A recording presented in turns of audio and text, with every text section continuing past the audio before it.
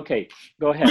Yes. So good afternoon. Thank you, Julia, for inviting me to participate in this meeting, in this edition.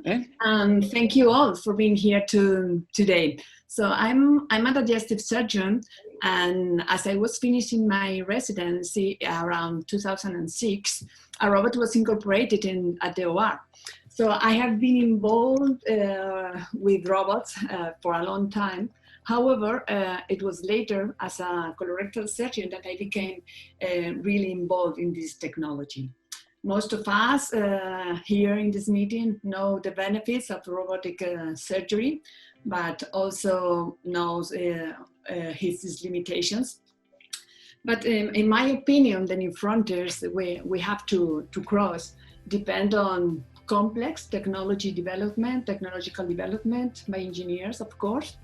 But another equally important aspect is how this technology is applied and how we can optimize this tool. So I have completed a very simple SWOT analysis just to identify strengths or advantages. You know that about enhanced and magnified three-dimensional visualization, better accuracy, more surgeon control, weaknesses and limitations too. Haptic feedback is the most repeated limitation, but we have others. And what threats and barriers we face, and what opportunities we have here in the technological development. We can think about a lot of opportunities such as miniaturization, energies, artificial intelligence, and more automated robots, for example. But this is not what I wanted to share with you today. My idea was how to carry out an analysis just to identify unmet clinical needs based on the limitations we have. Once we have identified the clinical need or this unmet need we have, the next step in order to look for solutions or to look for proposals is something as simple, or maybe not, as be able to answer the following key questions. What is currently done to address the need? What is the biggest challenge you are going to face? And what are the biggest opportunities you see?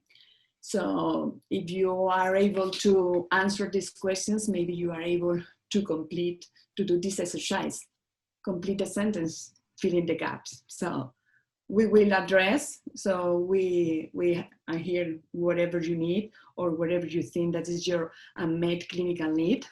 What is it for? So maybe you have to define patients, users, or whatever, because this is going to be an improvement of your results, or you are going to get more benefits with that. So, and the reason to believe in this proposal is the competitive differentiation from the currently available approaches we have. So the idea that I want to share with you today is that we have an incredible technology around us, amazing technology in the operating room, but what surgeons want is simpler, user-friendly technology. And the new frontiers we will cross and the success of our future proposals will depend on being available to define unmet needs properly, the potential to impact in health and patient safety, and the assessment of innovation, originality, or creativity. This is just my personal opinion about that.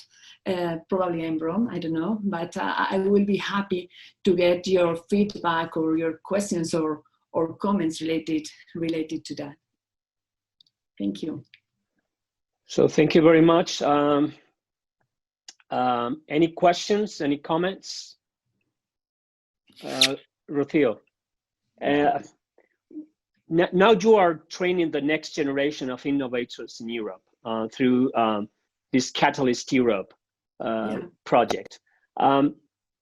where do you see we have the biggest limitation from a personal point of view, from this self-efficiency perspective? First, language is a barrier, but also there are mind maps. And how did you approach that at Catalyst Europe? So, well, I don't think that the language is a great barrier. Most of the time nowadays, we have the opportunity to share our projects in different languages, and this is not a problem. I think the most important limitations we have is to change the mind people that is trying to prepare something new. Because sometimes we try. I have used robotics just like an example, or technology, or how we think about very complex solutions or very complicated solutions that these are in the industry, and what we need is to define really what we need. So when we prepare people, the most important thing, or the most important advances, or the feedback that we receive, is that they are very happy.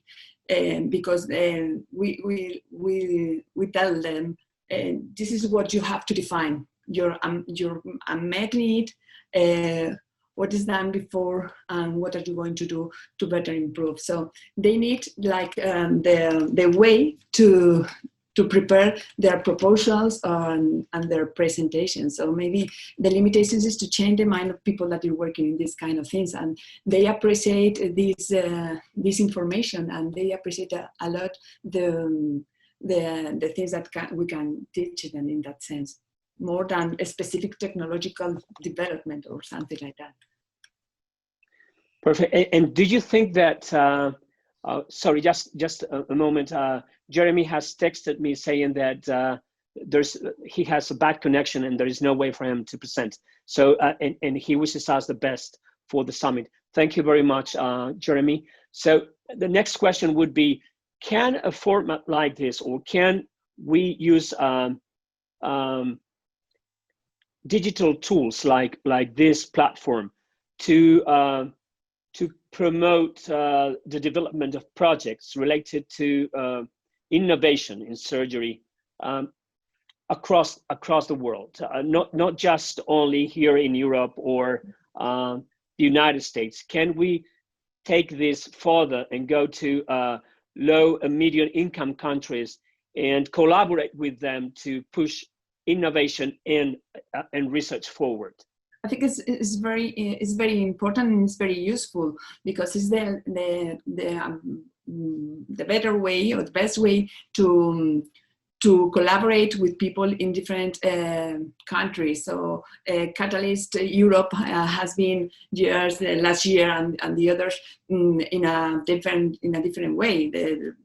And this year, because the situation we have to create a new way to prepare that. I was not really happy with that way, this kind of platforms, because I thought that the feedback is going to be complicated, and I realized that it was very useful. I had the opportunity to keep in touch with all the teams to study more or to resolve their doubts. So I think this kind of platforms is very useful, because it's a very easy platform. It's a very easy way to maintain in contact with different people in different countries. If you want to spread your knowledge, or you want to collaborate with different groups in different parts of the world, maybe it's a very, very useful platform.